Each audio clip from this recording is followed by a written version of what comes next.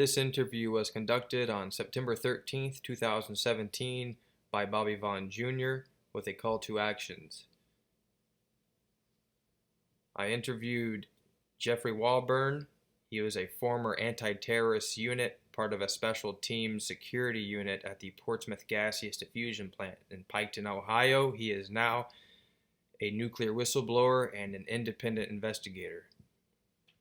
We have Charles Chick Lawson. He was a former OSHA, Occupational Safety and Health Administration's certified investigator at the Portsmouth Gaseous Diffusion plant in Piketon, Ohio. He is now a nuclear whistleblower and an independent investigator. And we have Gary Vander Boegh. He is formerly a project manager for Martin Marietta that transitioned to Lockheed Martin at the Paducah Gaseous Diffusion plant. He is currently Vice President of Commonwealth Environmental Services, LLC, and he is a nuclear whistleblower as well.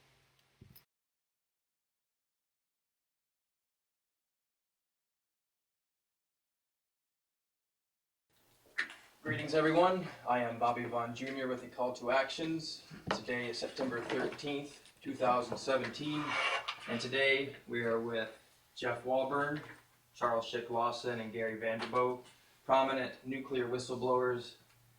And today we'll be exposing by providing documented evidence that hundreds of thousands and possibly millions of individuals and families were unknowingly exposed to plutonium and other transuranics.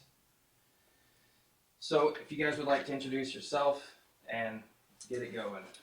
My name is Jeff Walburn. I was a security SWAT anti-terrorism at Piketon, worked there for 31 years.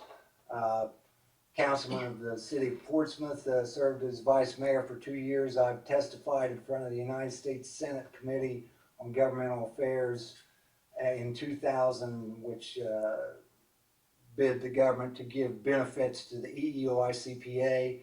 I've testified in front of the Health and Human Services. Mr. Lawson and I have been interviewed by Ralph Nader, and of course your organization, which prompted Nader to take a look at us.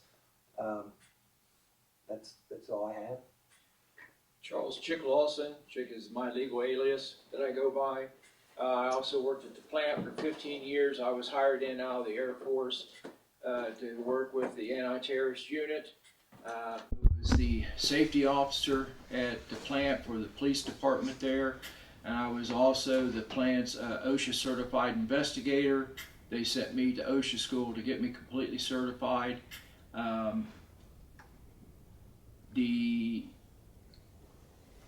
What happened was basically during my investigation I found a lot of criminal acts, and because of that, when I got hurt in '97, they had me medically retired. They were afraid of my honesty and because of my religious beliefs. They said I couldn't be bought, and they were right. My name is Gary Vander Boegh. I'm a nuclear whistleblower, employed by Lockheed Martin Martin Marietta in 1992 as a project manager for future design of the C-746U landfill, which I operated for 14 years as the contractors evolved. I worked starting out with Martin Marietta, project engineer, then transitioned to Lockheed Martin. Lockheed was a very efficient, productive, and safety-oriented company where I worked for many years. And in 1998, Lockheed departed the contract for the Department of Energy contract replacement contractor Bechtel. From that point on, there was nothing that was done safety-wise. Waste was taken to the landfill illegally. When you tried to stop them, they threatened you. Your job, which was a project manager but licensed Kentucky landfill manager, was then threatened by certain individuals in Frankfurt. Politicians were involved, so we then became part of a group that supported the Department of Justice investigation, which led to even more retaliation by DOE and their contractors. Amazingly, the FBI, DOJ, OIG, all were set up in my landfill, and that point triggered retaliation coming from Bechtel, which we're in the process of refiling a Department of Energy OHA complaint. So we'll go through that discussion. Okay.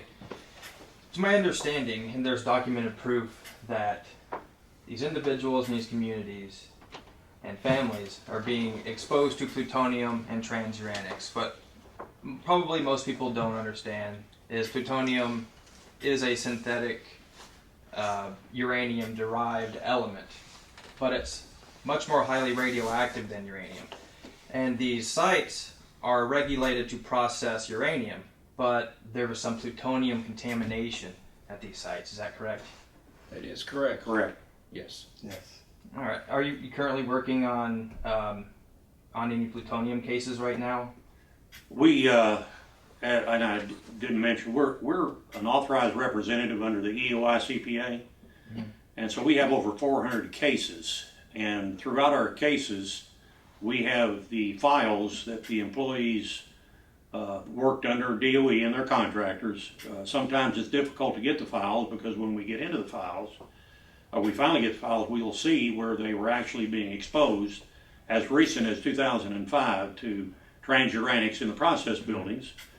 And so the answer to that is yes, we're seeing not only plutonium, americium, cesium-137, all the daughter products that came out of the spent nuclear fuel. Plutonium has been coming into the country since, was it 1950? 1953. 1953. If you see this document here, that's Dr. David Michaels. He was an Undersecretary of Energy. Okay. That's where he came to Piketon in 1999. So through the work of Mary Bird Davis, she's prominent to investigate, and there's some surrogates of hers that's worked with her. I believe Vina Colley is a person that worked with her as a spokesperson for some of the things that Mary Bird Davis had found. Dr. David Michaels, who is now Undersecretary of the Department of Labor, which in my opinion and to my estimation is an interlocking directorate. He come out of DOE, now is in the DOL, and with what he knew in the DOE, it shouldn't be hard to get benefits at Piketon. But it has become increasingly hard, even though he admitted in the 1999 Comfort Inn hearing meetings at Piketon with DOE, presiding was Senator Voinovich, Senator DeWine, and Congressman Strickland. He admitted that there were cancers linked to this plutonium that had been there since 1953. So we have letters from C.A. Romaine, who was a union rep for the OCAW in 1957. Well, they're saying our guys are getting sick. Many are sick. We're getting cancer of the brain. And you think 57, here's Khrushchev hitting his shoe on the table saying they're going to bury us. Well, they got quiet, but they got quiet because they had done something to sacrifice American nuclear workers Already. for no good reason by contaminating our system with plutonium. And if it was there, it's still there. That's right. As Gary has said, it was at Paducah. We've got proof of that. We've got proof of the tonnage that they brought in. And they sent their material as feed, plus we got it from Hanford and other places throughout the country. If it was there, it's still there. It didn't go away. It's not gone. So I'm quoting Dr. David Menuda. And he was a chief scientist at the Chief Portsmouth scientist, PhD in nuclear chemistry. He said, then if they've been exposed to plutonium, that's a whole different thing. You're getting uranium exposure and plutonium exposure, and we want to know why the site matrices that EOI-CPA has come up with doesn't reflect these documents. And I just showed you a document here. They went through and characterized every chemical on the plant that might hurt you, and bird droppings was the only thing they decided would give you lung cancer, not plutonium. And it's been there since '53. Now, can I make a note with what he just said? The other thing, when they talked Piketon, Ohio, we enriched to 97%. We actually went as high as 98% a few times. But then they started holding it at 97. And when we talk about, you got to think about mass balance.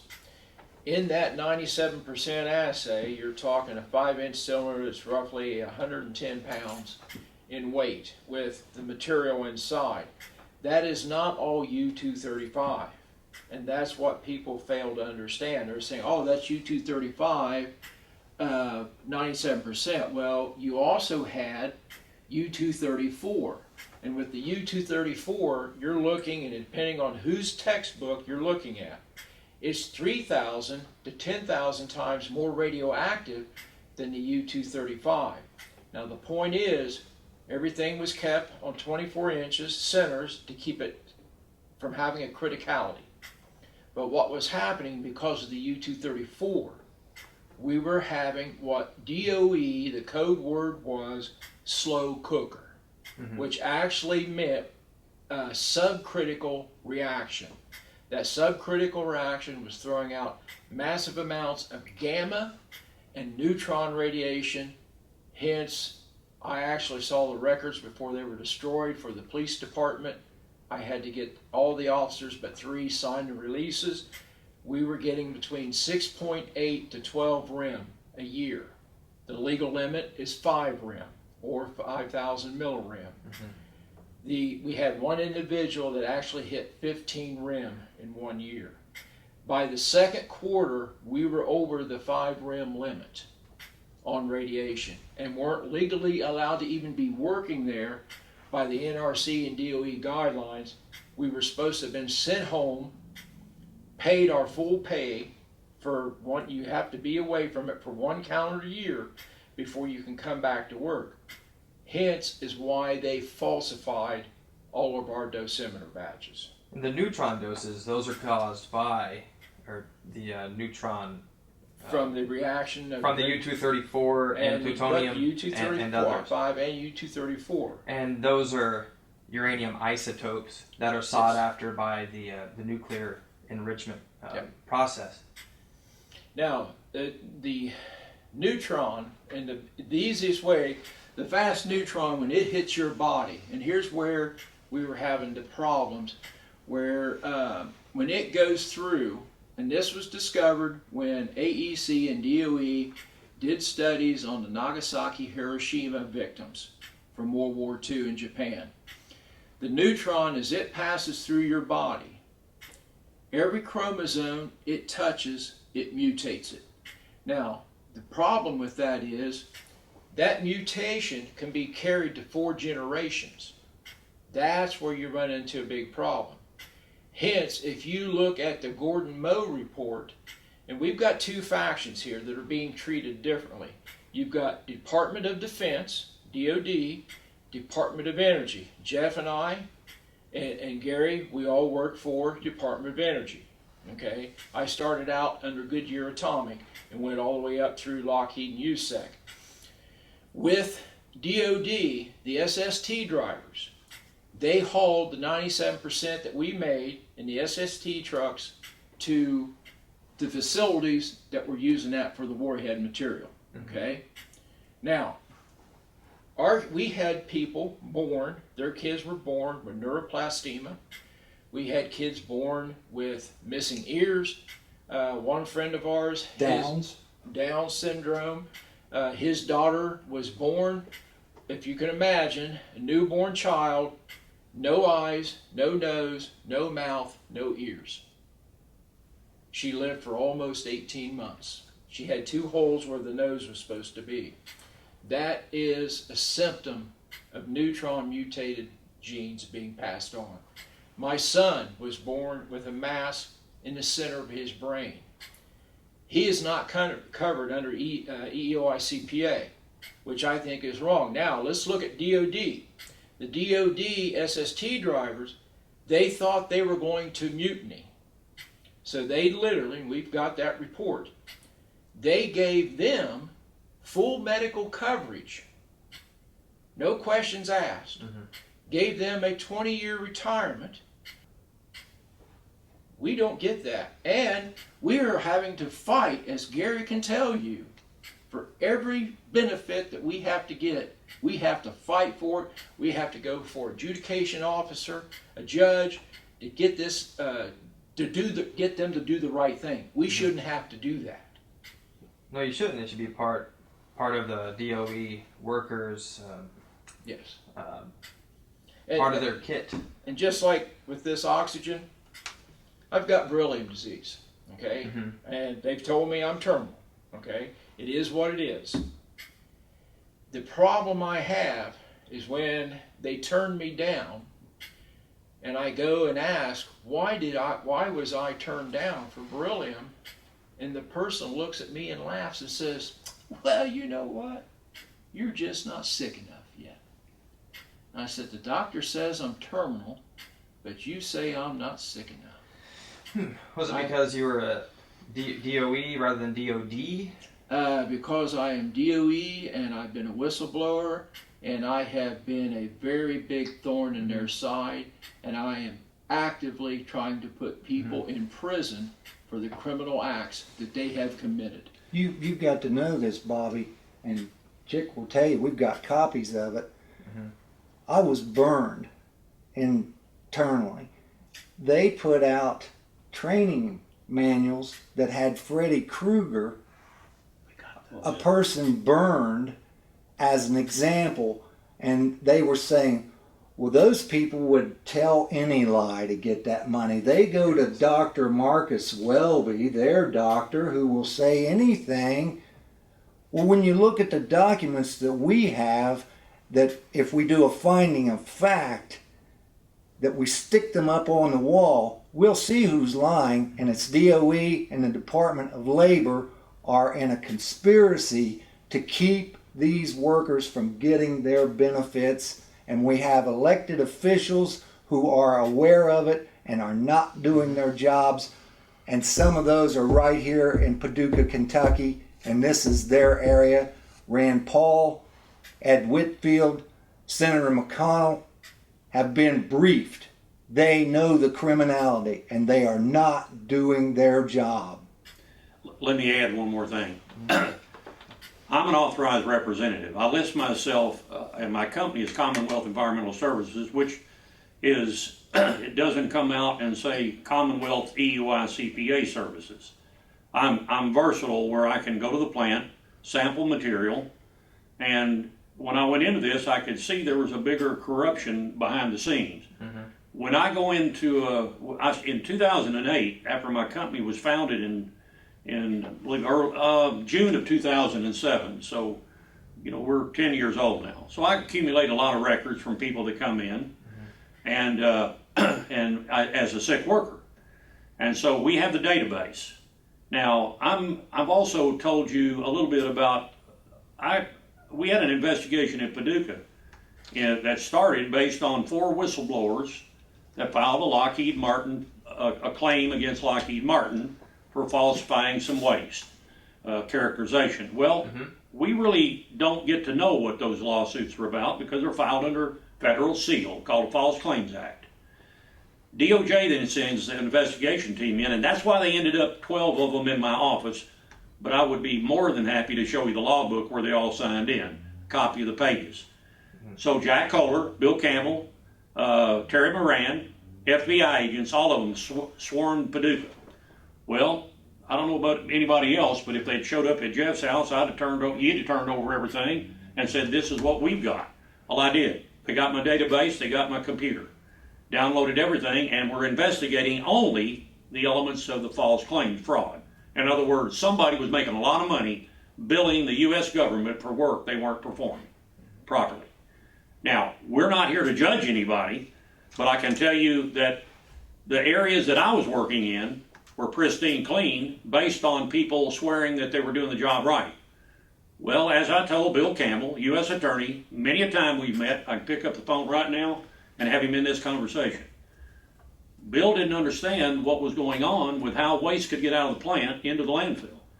Well, I'm not here to judge Lockheed or Bechtel, but once I got done explaining to him what happened, I then became, with one of the local attorneys, who at the time George Johnson and I did not know was representing Bechtel to defend Bechtel.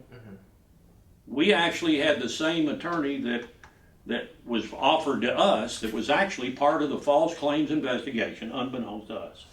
Now, when these documents were pulled together, obviously, George Johnson set up the waste program at Paducah. In 1990, he started. I started in 92. We're from the outside of the plant. We don't have any connection. We're just from the real world.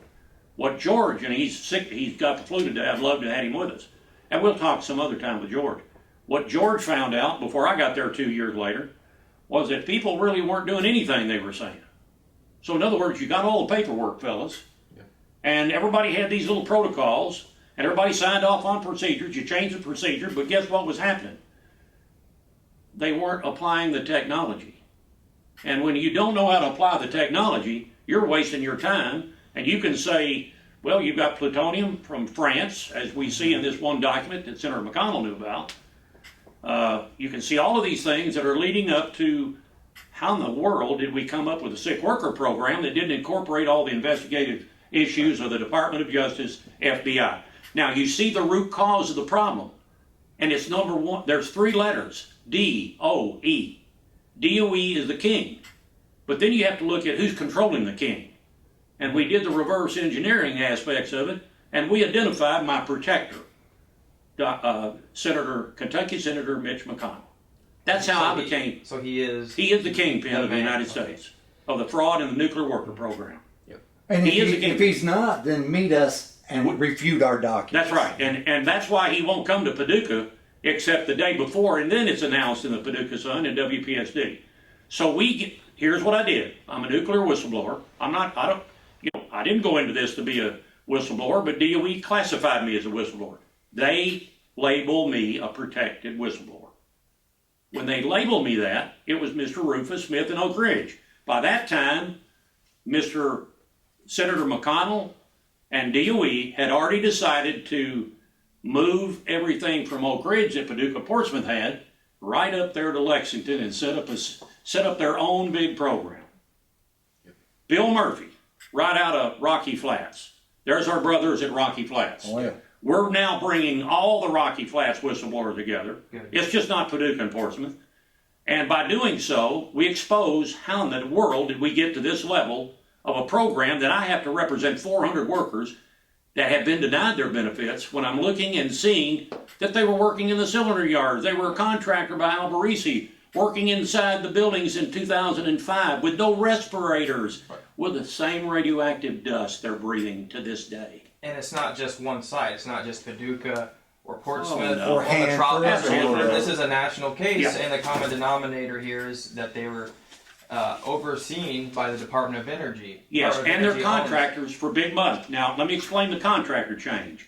And I will go on record. I know Jeff has had his experience. They're all DOE contractors. One of the best contractors I worked for here, for what I did, was Lockheed Martin, ironically, as they took over in 92 and 93 from Martin Marietta. And at the Paducah plant, we had specific goals, and it's called a management and operations contractor.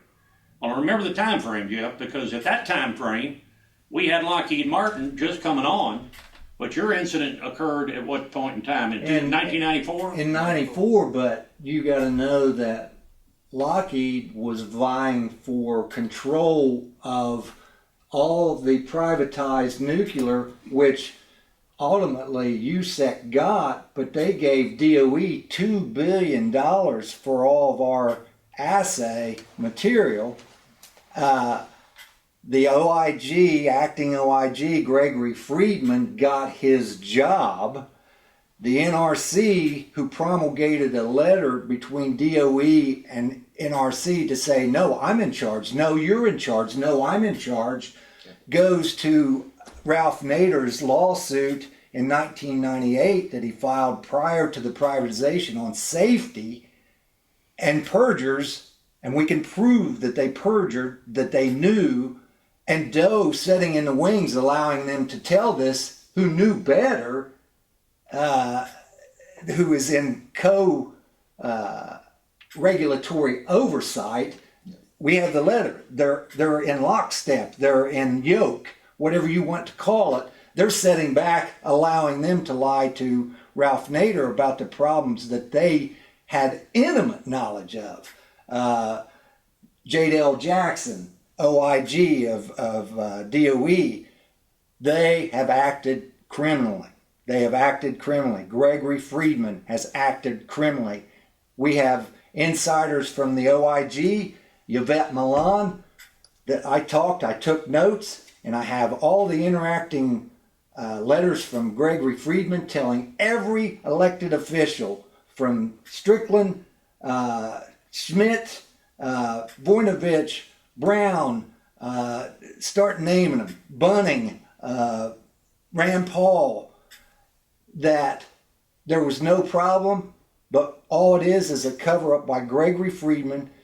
Yvette Milan says in her notes, and I took notes and not times, dates, names, it looks like a cover-up took place in the OIG. Our lawyers have looked at this and have got the documents, and it's a problem for us. It's a problem for us. Well, the problem was they wasn't going to get their $2 billion. The Gregory Friedman wasn't going to get his OIG job, and then they were going to have to pay the workers who they had found. The SEC was going to have to pull back the stock they had let, that USEC should have never gotten to begin with. But then we, segueing forward, we prove all this to Rand Paul, Portman, Brown, and Manchin's people at a meeting. And the next thing you know, Senator Paul, and I've got the emails, I've got all the documents where they signed into the meeting, what dossiers we gave them to informationalize them. I've got emails back and forth. And the next thing you know, they jump into bed with USEC in the middle of a bankruptcy and give Daniel Poneman 30 days to give them $750 million worth of public property in the middle of a bankruptcy. And then saying, well, there's no foul. They raised red flags everywhere. They threw the workers of Paducah under the bus. Yes. And propped up USEC. Well, let me come in real quick. There existed and probably still exists an intersite project known as the Paducah Portsmouth Project. Yes. That's correct? Yep. So, and they're both enrichment facilities. Yes. Very similar. Yes. So, what's the current state of these sites right now? Ours is in D&D. It's being same destructed. Mm-hmm. And I told Gary this. It's funny, and I'll make this short, but the first thing they did was promise us a nuclear power station.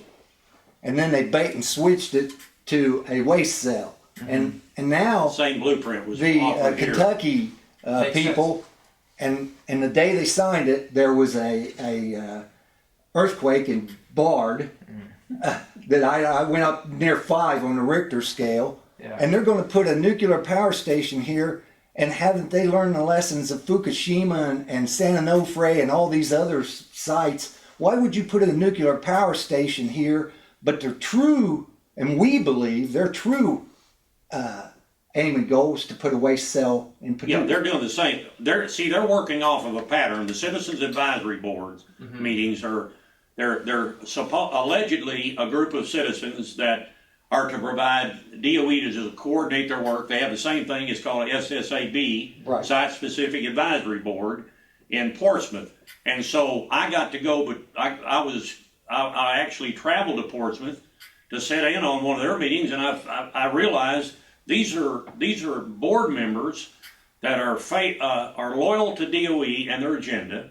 There's no public invited. The public comes in and they're treated like you can only talk for 5 minutes. We're going to cut you off. I don't care what your point is. You're not going to be able to talk. That's not the intent of the federal program that's called FACA, which I can't even, Federal Advisory Commission Act.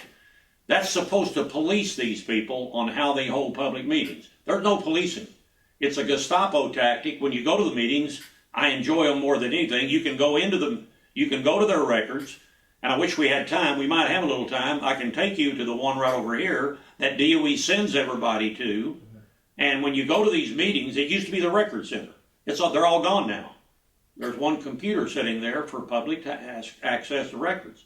Before that, I got to go in, and there was a former DOE site manager there by the name of Don Seaborg, who was banned from Paducah because he brought up the plutonium issue, fellas. And when he brought it up, he interviewed with the Courier Journal, and Bill Murphy then swarmed in, fired him, took over. All of this information that's being gathered by DOE is flowing down to support.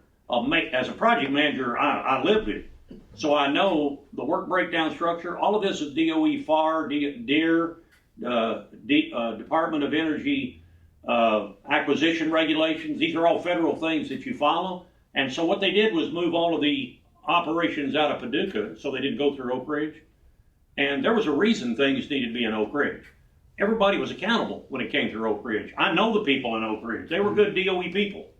But all of a sudden, out of the blue, McConnell decided he wanted to shift everything to Portsmouth and Paducah up here. And guess what's resulted in it? Millions. Instead of our budget that we had for $35 million, check the budget now. These Chamber of Commerce people just went to Washington. They need more money. $468 million is what they've got now. What in the world do you need with $468 million? Because you don't have the workforce to build that much money. They lowered the workers' pay $10 an hour, yet all the money has gone up. What for? The only thing you can actually say they're doing is what they tell you they're doing. But when I'm around, I can go in and, as a project manager, and say, well, just like I did in July, you just gave a presentation of what you're going to do, and Lockheed's already done it. So in other words, all you have to do is go back and look what they're doing. To build the government, they're defrauding the government, in my opinion. But I'm not out there anymore, so I can't go in and show you where they're doing it. But if I had honest DOJ, and I say honest, DOJ and FBI investigators, and a clearance badge on me like I used to have, I'd go right in there to show you what they're doing. They're fleecing America by saying they're cleaning up plutonium. Jeff, check every worker that DOJ asked. They asked me that. How do you clean up all this? The answer was, you can't. Right. So it's a money laundering operation. So all these citizens, we started tracking the city commission first.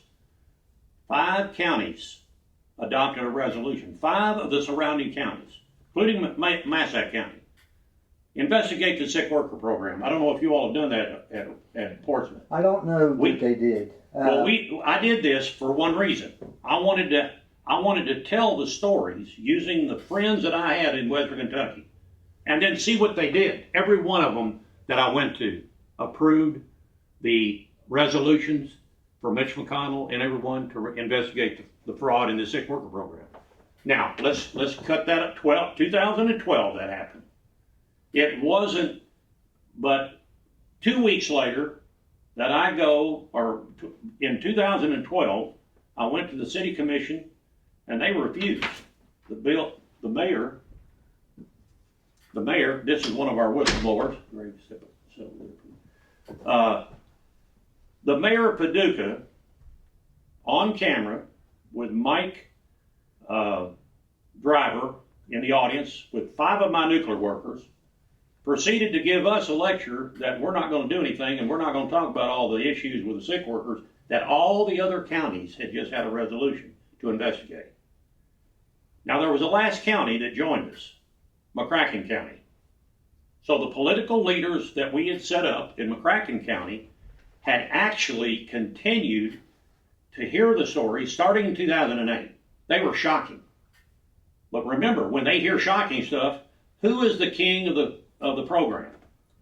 Mitch McConnell. Mitch McConnell. But DOE is common to every site in the country. Yeah, 2008. Get the timing. They already knew DOE was a controller of everything here, but there was a controller of DOE that we didn't realize until we just got this out of a box 2 weeks ago.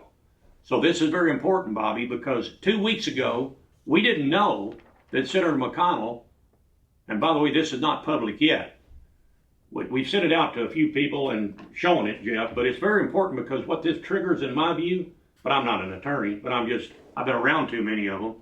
But if this says what it does based on all the other documentation you've got, this tells me that Donald Trump needs to know that Mitch McConnell in 1999 was aware that how many, let me put my glasses on here, 7.3 metric tons were at the Paducah plant because they checked it when they did a when they did a canister characterization.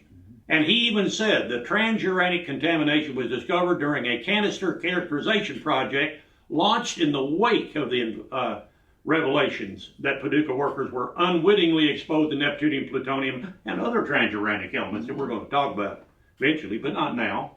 So we're getting this on the record today. It's all about a chronological timeline. So in other words, tell me if Mitch McConnell, after you see this weapons complex monitor reported this, and this is all documented, but here's the important thing, Bobby, because I mentioned this to Greg Landorf, we need people besides names Walburn, Lawson, and Gary Vander Boegh to do the FOIAs. Exactly. And we don't want to tip our hand, because guess what's in the record? Mitch McConnell knowing before a testimony at the Senate Energy and Water Development Appropriations Subcommittee, and he got in an argument. Magwood was responding to inquiries made by a reporter after a brief exchange between him and Senator Mitch McConnell, Republican of Kentucky. Now, if you know when this came public, because see, this was under seal. This was not supposed to be out where anybody saw it.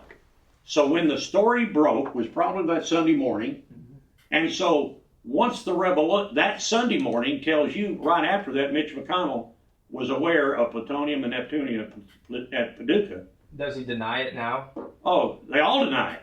As of last week. So there's some obvious crimes occurring. Well, there's already crimes that occurred, and they're figuring out how to make money off of it by keeping their mouth shut, because Mitch McConnell leads the whole thing. Donald Trump will not allow that, in my opinion. So, with me knowing that, Bobby, let me say, I knew Donald Trump upset Hillary Clinton. Oh, I didn't believe Hillary Clinton's going to be any better than anybody else. Because remember, 8 years Obama was doing this. Mm-hmm. And before him.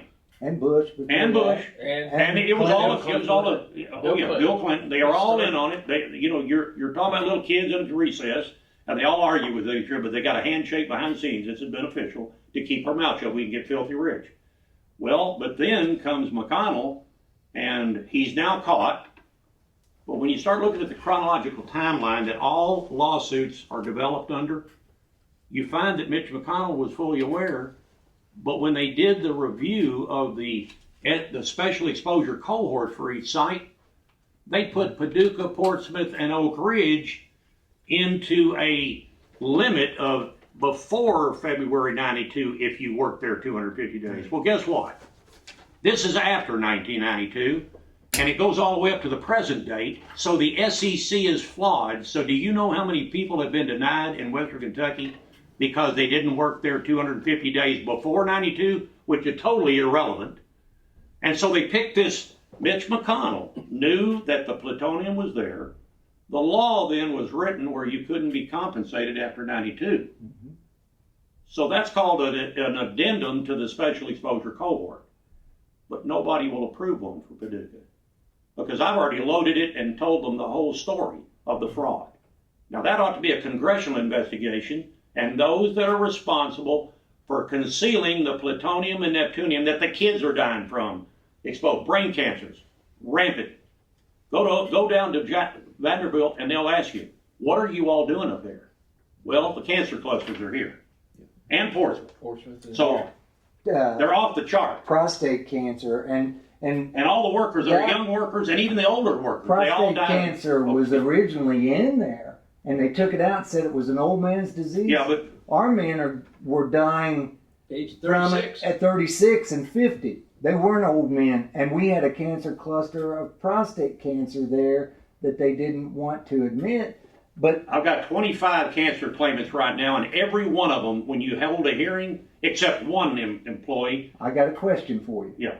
Did you ever have a nose swab or fecal sample test in all the years. I was there 31 years at Portsmouth, and supposedly, and if someone can correct me that that's not it, the Dr. David Minuta, who was chief scientist, said they didn't even tell him there was plutonium when he came to Portsmouth. But I never had a nose swab or fecal sample taken, and I was there from 76 to 2007, and there's plutonium on site. Why am I not being checked for plutonium? Well, I can tell you right now. That's the only way to test for it. Yeah, and I was only there from June 20th, 1992 to 2006, April 23rd. Greg Landorf, who just walked in, and Greg, we're recording this for Bobby for. I was there from 75 to How many times do you have 2003. snow? How many times they do a swab? Never. Never. Now that means you can't tell whether you got exposed. But let me tell you a little story that I haven't shared with you. We had a contractor come in, working in the buildings, in the process buildings, under contract. When they gave him his sample bag, he took that sample bag and gave a fecal sample. Guess what our West Chem site manager did? He threw it away. When he brought it in, he made a joke out of it in the morning safety briefing. That contractor did the right thing. He came in, gave it, because he was exposed to the plutonium in the process buildings. Mm-hmm. Our contractor, Dan Watson, who was my prime retaliator, by the way, under West Chem, because Bechtel was telling them all, we got to get rid of Gary. But they didn't have they couldn't do it because it was hard to do because I was carrying the only landfill license in the state for the plant in the Kentucky permit. So they're struggling, but to make my point even more disturbing, that fecal sample was disposed of in a dumpster at Walmart. Yes. Goodness. Yeah. Now but that does let you in on something. Mm-hmm. Let's get Rick Perry to go through the plant, go through the cellar yard, go where Greg Landorf has been mainly more than I. Well, And let's see what his fecal sample showed. They took me from 410, 420 to the body counter to do a body count.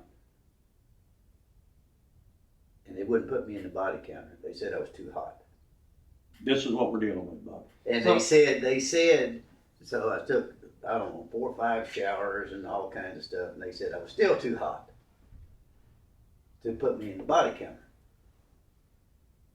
Because it read such minute amounts that I was too hot to put in the body counter. Mm-hmm. We had an incident. They were bringing the body counter in up there for, at that time it was OCA Debbie, and then it became PACE. In vivo. The in vivo. Yeah. Okay. What we found out through Herman Potter and them, and Herman doesn't like for us to use his name. Let's use it.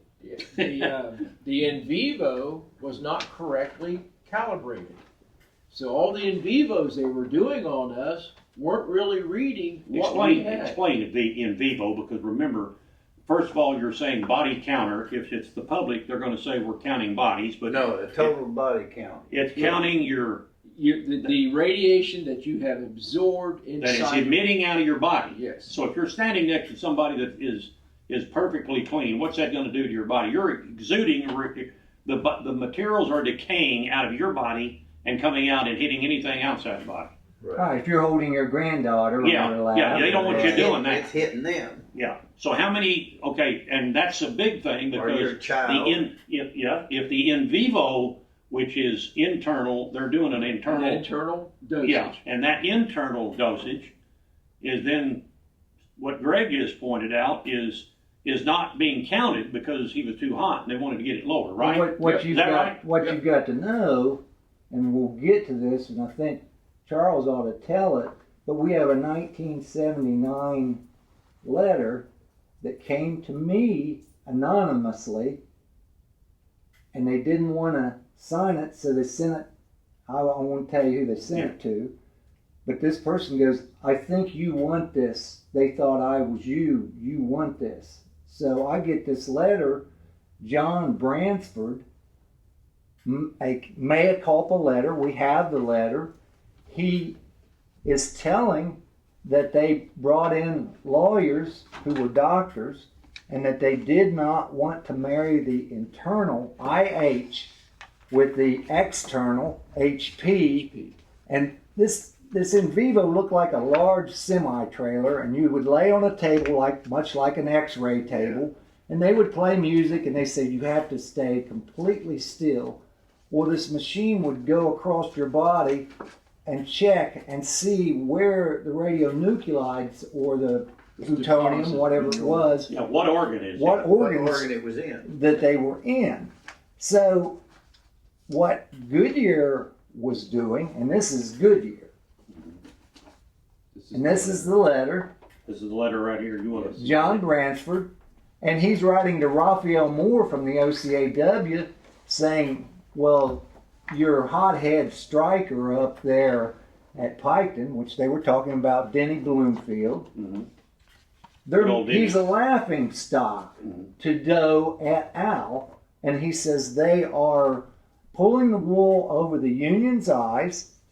And he said they had a man that wanted to tell what was going on. He said they made me destroy all the tapes and records In 79. in 1979, and they did not want the IH and HP married together to show why the workers were getting sick.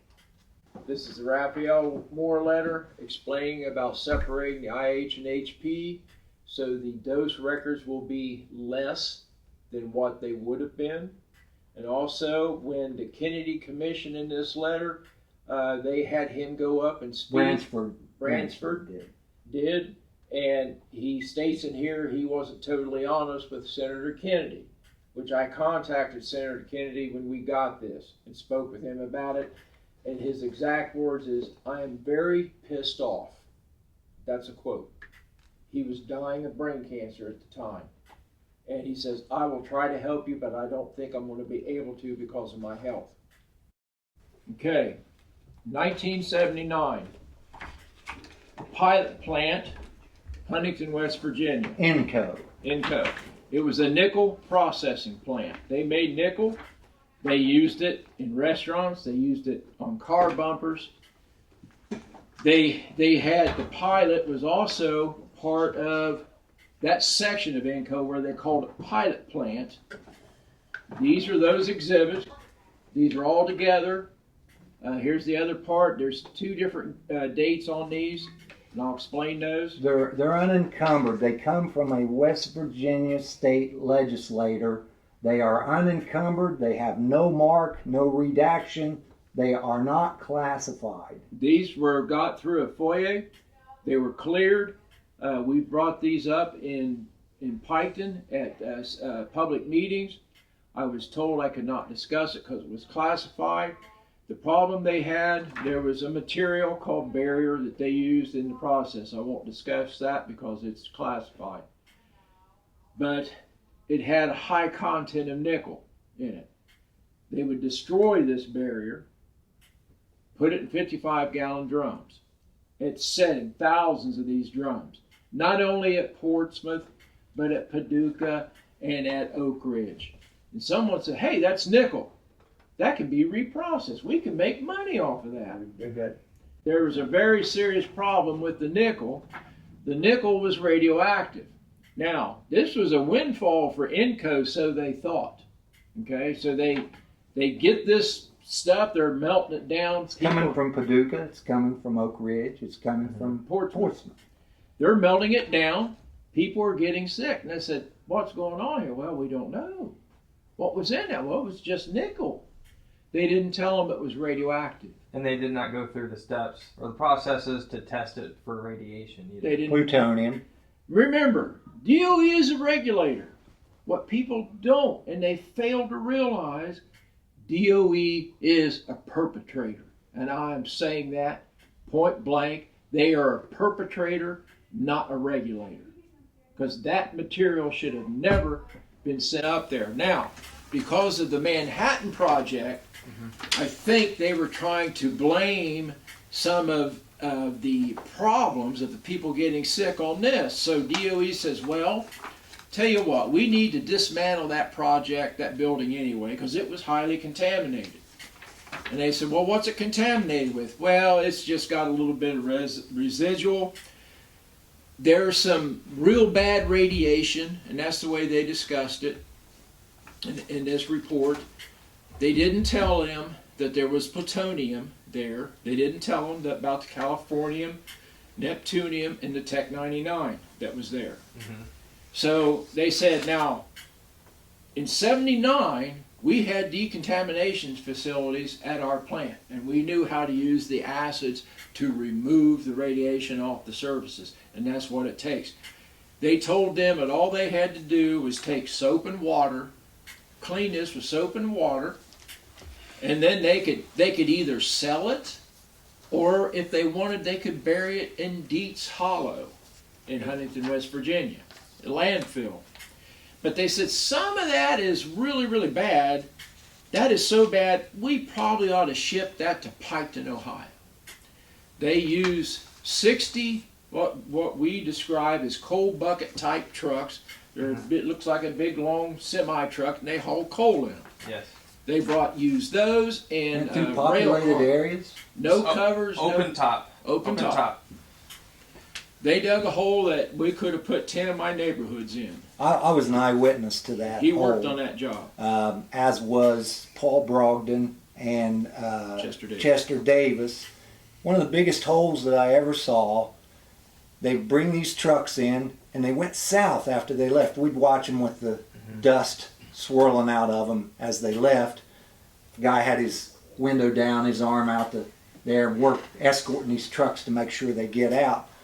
But they go south down to Wakefield. So they're going back down through 23, and they're going back to Huntington, which is on 52, and they're going right through populated areas. They brought them in on train cars. But you've got to, everything we do, we have to do double or triple. And even though it's the truth, it never sticks. You've got the Bransford letter, where not only are they harming the workers under Goodyear, they're bringing plutonium-laced material through populated areas of our neighborhoods and bearing that. And that is the 5th plume at Piketon that they're talking about on the waste cell. And they don't want people to know. They said, well, we'll just get all the dirt off the site. We won't get any dirt out off the site. And we'll just dig up all this dirt and we'll move that stuff. And if there would happen to be something there that is contaminated, we'll deal with that when we get to it. They know it's there. They know it's contaminated. They're trying to lie to the public. Mayor Bill Spencer up there, he believes it's just the possibility that the liner will leak, not what all they're mischaracterizing and putting into the liner. Do you think they were transporting this radioactive material in open coal trucks in order to disguise it, or to willingly and knowingly expose the population to it? I don't think they willingly exposed. I think it was a money thing. They lied to the contractor. They did make the contractor aware of what plutonium and Neptunium and transuranics were. And they told him, this is a company out of Cleveland, Ohio, a wrecking company. Mm-hmm. They come here with the ball and swing it and knock the buildings down. They said, wash it with soap and water, it's clean. But then they said, oh, by the way, you have to wear coveralls when you do this. And we're going to take your coveralls each week. We want you to put them in this drum with plastic bags. We're going to send them down to Piketon, Ohio to clean them for you. Then we'll send them back up. And you weren't wearing a respirator. And reuse them. No Reuse them. respirators, not Now, in the contract. as a landfill man, let me tell you what you just told me as far as a waste description. Your contract had a construction demolition debris aspect to it. That's one of the, it's supposed to be uncontaminated material that falls under construction debris, which is allowable to go into any line landfill these days. In Kentucky, it's called a contained landfill because they can have C, D, and D landfills, But most people will go ahead and build a contained landfill like we did at the plant that I helped design, change the design for an area fill landfill. A contained landfill, you can go out here and dump it right behind any hollow and start filling it in, a CD&D landfill, excuse me. And there's an implication that somebody said it's all clean, and therefore, if you looked at it, it's just timber and various inert materials. It's not garbage with putrescible garbage, and there's any juice with it, leachate. And so you just dump it over here in any Joe Blow's 1 acre and it's permit by rule landfill a lot of times. Mm-hmm. But what you didn't know was that there's people in between that are already setting up, hey, let's go move this, we'll call it the project team for DOE, setting up, let's set up this as a CDD and disposal. We'll just tell them it's all debris, mm-hmm. clean debris, and nobody's gonna guess that it isn't. And we're going to ship it out, and contractor won't know any different, so he unwittingly came in, hauled it in open top trucks. I've seen it 100 times at the plant and Paducah. Well, and they went right through the neighborhood. It's pure irresponsibility. Well, it's criminal. Let me tell you what it really is. Criminal negligence. It's criminal now.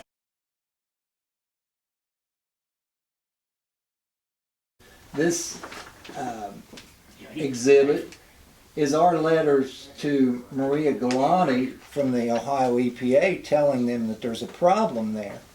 Well, whenever the Ohio EPA finds out that she knows too much and she's been over the site 23 years, they tell me, they said, well, once a person's there for 5 years, we just rotate them out. I said, she's been there 23 years at the plant.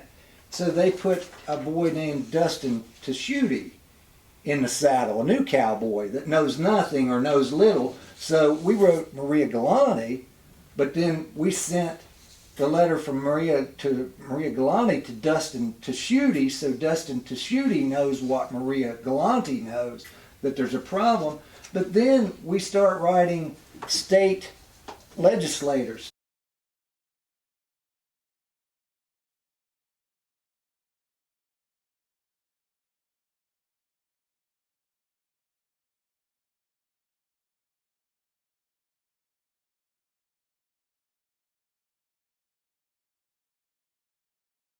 They found plutonium 6/10 of a kilometer below the plant. Plutonium not naturally occurring in nature. Yeah. So the only way that you could figure is that this single stage sewer system, which I dealt with the EPA in Ohio, they was going to fine us $25,000 a day till we put a double stage in. Right. So it's treated twice, but infiltration, water from downspouts, it could be any number of things, but it comes in there, creates a soup, runs off. Dr. David Minuta, who characterized some of their figures, and once again we say DOE's figures, but he says that's not naturally occurring in nature. Why would plutonium be 6/10 of a kilometer below the plant? I said ingestion. And so the workers are, if they're ingesting Tech 99 or whatever it is, it's going into the sewer system and running off in the water.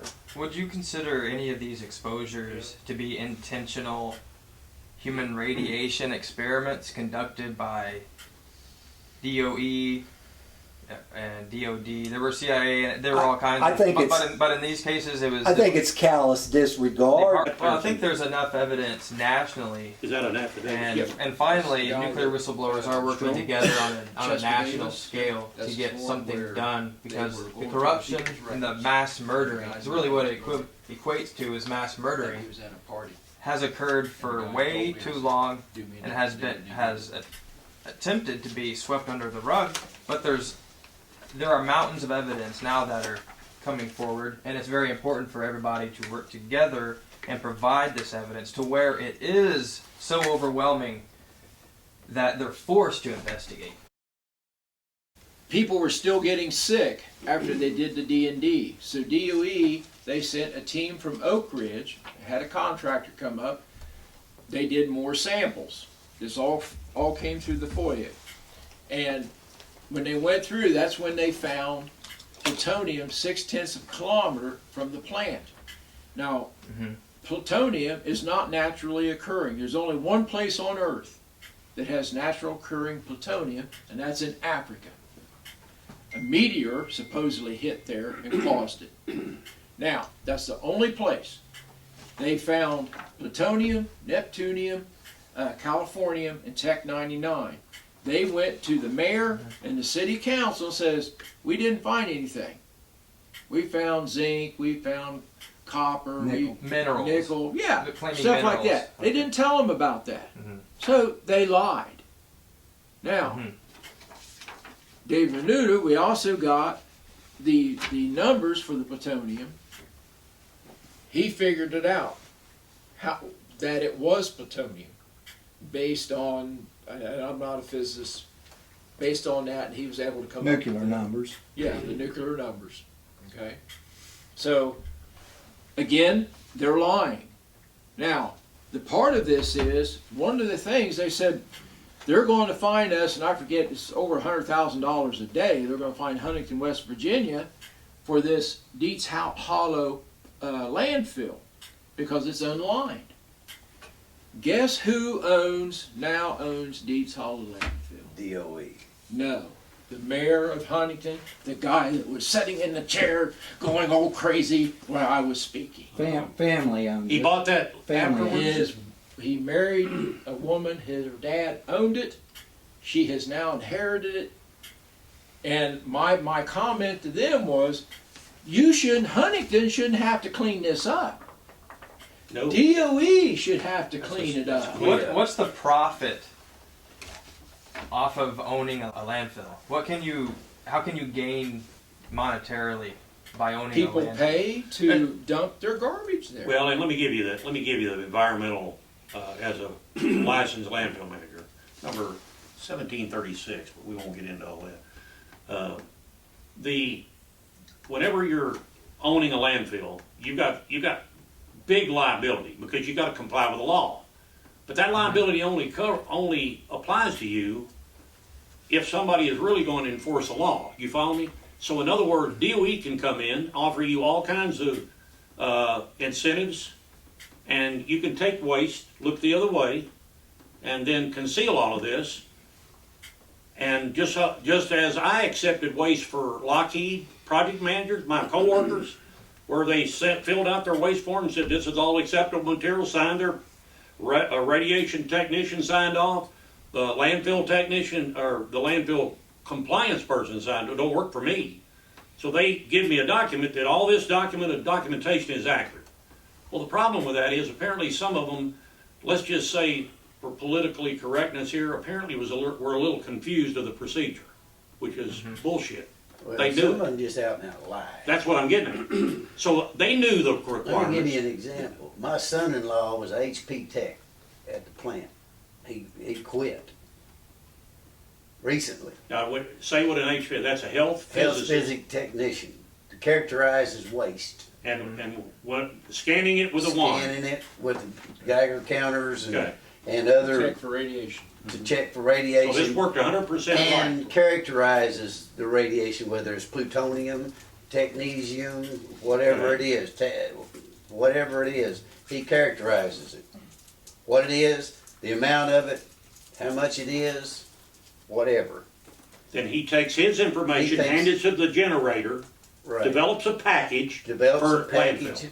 and tells them what it is, where it can go, who can handle it, and how they can have to handle it, and then the crew comes in and who can come in and handle it, what Right. PPO or what Yeah. what equipment they have to wear to handle Personal protective Yeah. equipment, PPE. PPE. PPE, all that. He's the one that has to say what That it brings is. up a very interesting story. He quit because today, not 20 years ago, 30 years ago, 40 years ago, today, they're not doing what they're supposed They're to do. mischaracterizing. They're Well, mischaracterizing it out there today. An example at Portsmouth Gaseous Diffusion plant is they kept 2 logbooks of the radiation doses, the dosimeter records, right? Right, and Yes. the sad part of it is, and Charles was there, when the CDC came in and the falsified or the hidden document hit the table, everyone reads it, everyone sees it, and then they have 4 peer review in Washington, and the falsified document is never mentioned. The criminal fact of the falsified document is never mentioned. And so then segue forth to 2015, Stephen K. Ehrenholz. They bring the same guy back. In 1990, the Tiger team did not go into 326. 2015, they bring the CDC in to look at Piketon. They do not go into 326. They say that Stephen K. Ehrenholz and the people there are not qualified to enter the 326. They were there when it was operational. They refer to us as hillbillies. If they can teach us hillbillies to go in there in 6 months, they were there for 2 years. Why did they not fight to get into the 326 to characterize what was there? 30 times more the HF allowable by law. Quoting Dr. Minuta, if plutonium was in the pipes, it is in the pipes. And they're cutting the pipes. They're cutting And the it's Right now. Now let me, it. he just mentioned a Tiger team report. At Paducah, they quickly, once the issues got out, once the issues got out, now this was the Paducah report, so get the timeline here.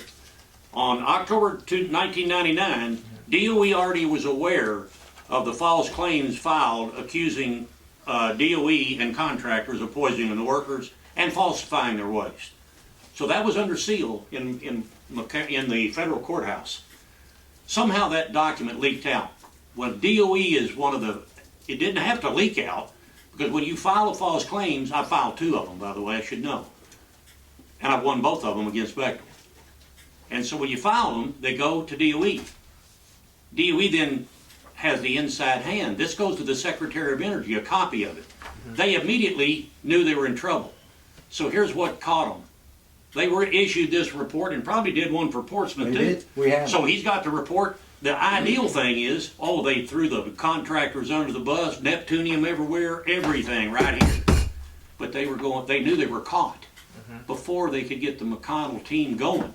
Now see the 99, what's this timeline right here say? This letter here, which was Exhibit 1, says McConnell knew in 99, late 99 I would say, right after this report was generated, right, because see this is October 99. Ours come in 90. Okay. April 5th, 1990. They were trying to get ready. Well, and that, I take that stand corrected. This is the environmental investigation report. Okay. There was a 1990 report, but I don't have that one here because I'm showing a timeline here. Because see, look at the dates. But what you October 2000, was in February. In the walk up to the privatization of nuclear. Yes. They brought in Burns and Rowe, who did a characterization of the site, and they did a systems analysis, is what they did. And their findings were that they weren't even qualified to run the plant. And they didn't even go into the 326, but something unique in this draft that someone hit me in the belly with and said that I needed it. Read it into the record here. Okay. This is the April 5th, 1990 draft Tiger Team report. Note, it says Exhibit 5 on the bottom. That's a bait stamp, or this was submitted to the Justice Department. Sure. Okay. In this report, it says, it was alleged in discussions that on occasion operators have defeated compressor seal alarms. Defeating any alarm is an unsatisfactory operating practice to view the frequent seal failures now being experienced. This allegation is disturbing. Production management should investigate this matter objectively and provide plant management with the results of the investigation. The steps taken and the assurance provided that this unsatisfactory practice has been corrected. Now the problem was the seals, the way the seals were made is classified, and I can't discuss that. But what I can say is the seals, you had thousands upon thousands of seals in the compressors and the pipes all through each process building. And they were a plate That's enough. they were a plate that fit in between valves. So they wouldn't leave. Right.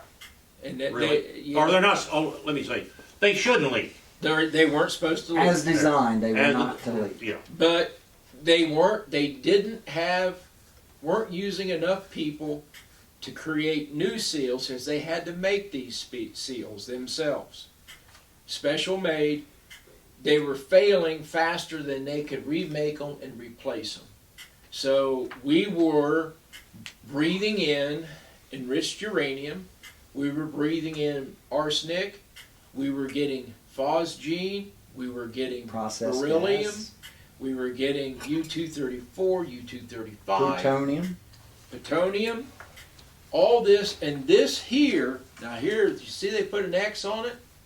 The reason they did that, the president of the union for OCAW at the time says, oh guys, this is really bad for us if they find out our people were helping them defeat these alarms. That's going to look bad on the union. If you'll remove that from the report, we'll work with you. They didn't tell our union. I never saw this until years later.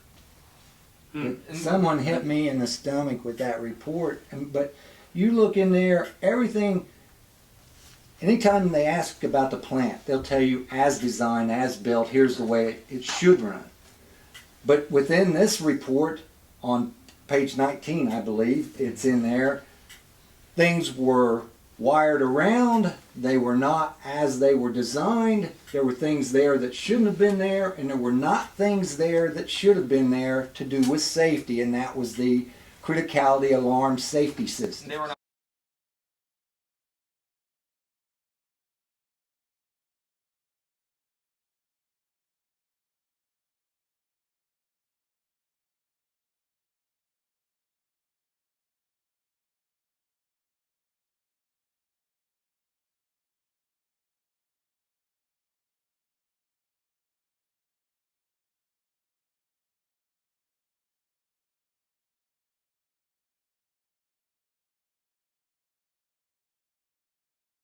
Not willing to shut down the plant and cease operations for a certain amount of time to fix the problems. They weren't willing Or to to do that. respond to a criticality alarm. A lot of times we would hear that the alarms have been disabled in such and such area for testing, right, Greg? Yeah. Okay, well, testing for what?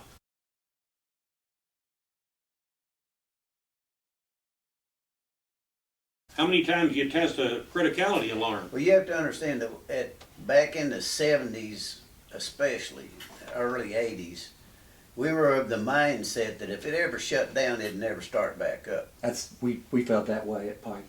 Yeah, that's what they always Because say. it would freeze out and Right. that was it. We were down.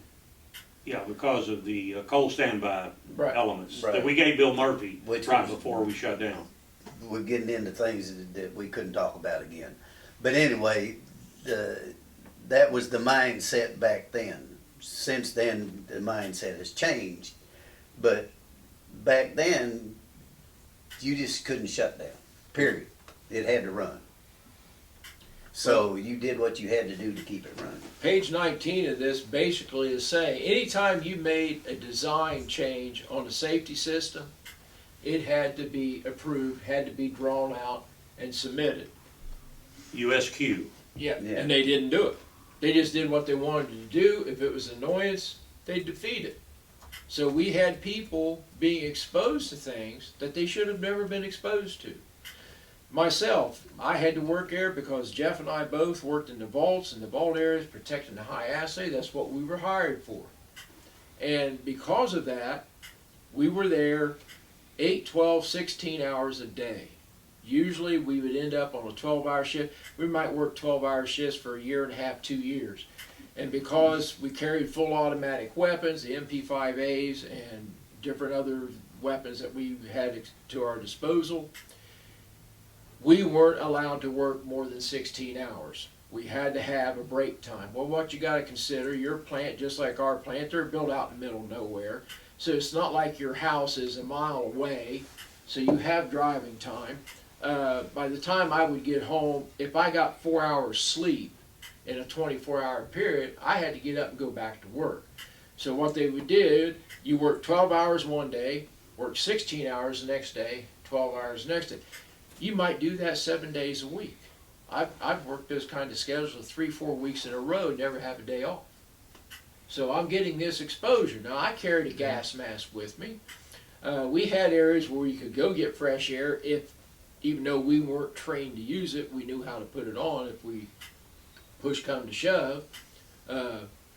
But because the alarm wasn't going off, some of this stuff, you couldn't smell it, you couldn't taste it. Till you were being burnt by it. Yeah. Yeah, and then it's too late. You've got it in you. And that's one of the problems we got. Now, DOE, they're saying that all these plants are safe now. Well, when you look at this here, here's the Berry Cove port. They're talking about being 30 times more exposure. Well, they ran once into plutonium when they were tearing down 420. Yeah. This is dated. Did you hear about it? Yeah, I heard about it, but most people didn't hear about it. And then, excuse me, but for the record, I got a text back over a county commissioner, and he went from the chamber meeting where McConnell and all of them got called. McConnell must have called them all to Washington so they could back him up and talk about how good the Chamber of Commerce is going to get more jobs in the area and more money for the plant. And then he flew to Anchorage. So Bill Bartleman is a Paducah Sun reporter, former, and now he's an employee. He's employed by the county as a county commissioner, yet he said there's no evidence of plutonium. Now, how does a county commissioner, former Paducah Sun reporter, and he supposedly knew, well, I've got pictures of him on my website, he knew what I was doing. I was explaining the contamination of not just Paducah, Portsmouth, everywhere it's coming in from Hanford to Paducah, Savannah River, those are admissions. It got here, and then all of a sudden, Bill Bartleman says over the weekend, there's no evidence that plutonium is at Paducah. And his son-in-law works out there. And and I knew I would find out who. So he knew when I was telling him. But let's go to 2015 after Yeah. the CDC. Yeah. This is now. Yeah. This is right now. They are 2 years. This says it's Department of Energy Human Services. It's signed to Mr.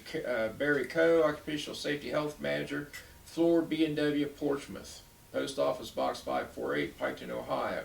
Attention, Barry Coe. This is talking about the exposures and how high that they're having, 30 times the legal limit Of HF. of HF. Going to atmosphere. That's just HF. Yeah, that's not Now, talking about the contaminants. They're not also, and how this is happening. The pipes from our process system, especially in the 326 and the 330 building, which does have high assay. Now, so people need to understand, high assay isn't just 97% assay. It's 100%. It's 100%. Right, but let me make my point here. With anything that is 20% assay is considered weapons what grade. assay is. Assay is the amount of enriched uranium in your mass spec group. Give them natural. Yeah. U-238. Yeah. U-238 is 0.711. So what he's saying is the weapons grade that you got to be careful, and you can't be putting you can't put all those weapons into this room. What would happen? Oh, we'd have a massive criticality. Yeah, They people couldn't don't even get understand. in to get us. Yeah, there would be a blue flash and an atomic bomb go off, and that's why they have what's called Criticality of well, atmosphere. they have the spacing in the containers. Right, Right. 24 Because inch. 24 inch, you got to have a distance between these pieces of equipment. But the only way we're going to convince Paducah Commission meetings officials and the chamber is to hold a criticality alarm, hold a true criticality by standing right there and having the city mayor and the judge executive push these two elements together and watch the blue flash. Right? I don't want to be there when you. No, we're gonna be behind lead shields.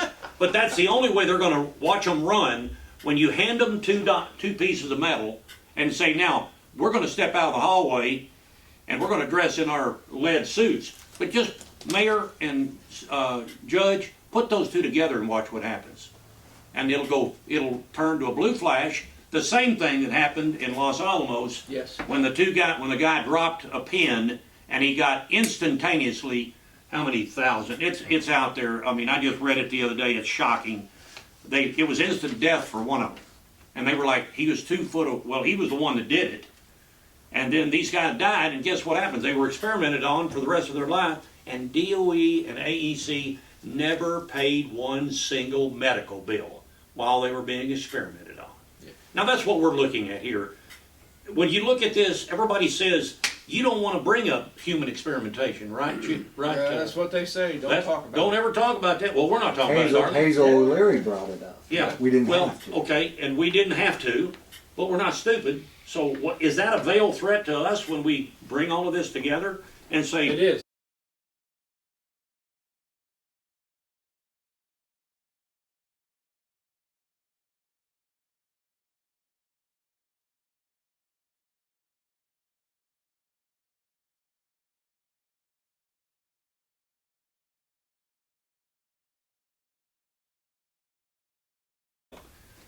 and this is so important They've been because, doing human experimentation for 70 years.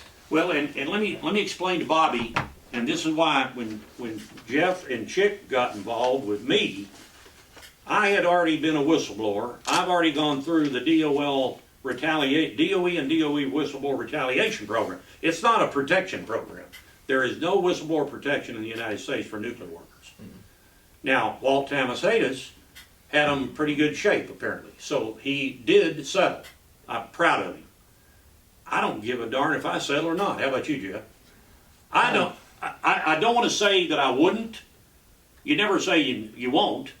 But I'm not in this for a settlement. I'm in Well, this because we got kids in this community with brain tumors. Here's what I'm, And nobody wants here's them to what know I'm about saying what right now, is that there are so many people. You've got this grassroots DIAB group that went in with the Department of Labor. Well, we have Larry Elliott. He's on record. Who is he now? Larry Elliott was the head person with Dr. James Neaton at the EEOICPA Cincinnati division. He reads our documents and he says there was a criminal conspiracy at Piketon to alter radiation dose. Which we have that. And he says it again in another meeting. But everyone present Do I have the document? at the meeting They got the document. was all officials in the EEOICPA program, and I said, did you or did you not say it? He said, yes, we said that.